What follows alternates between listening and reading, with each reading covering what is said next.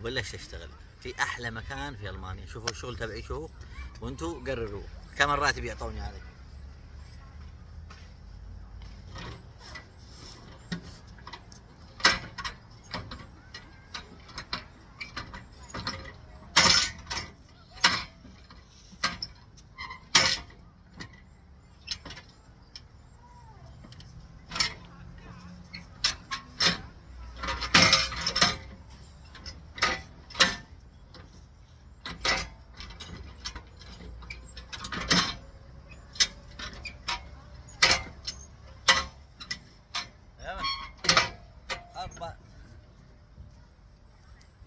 خلينا نروح النادي معاذ، عندنا ميكانيكي كويس يصلحها خربانه، اسمه معاذ.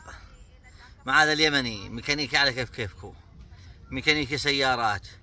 اقول لك سيارتك تسلم اياها اليوم الاول، اليوم الثاني تلاقيها من والى مفحوصه جاهزه، بس دق سلف وامشي. فخلونا نروح النادي يصلح لنا هذا الشيول. تمام. في واحد يمني حول هامبورغ هيك. اذا عندك سياره خربانه فيها شيء تواصل معي وانا اعطيك رقمه. يمني منا فينا. حياكم الله.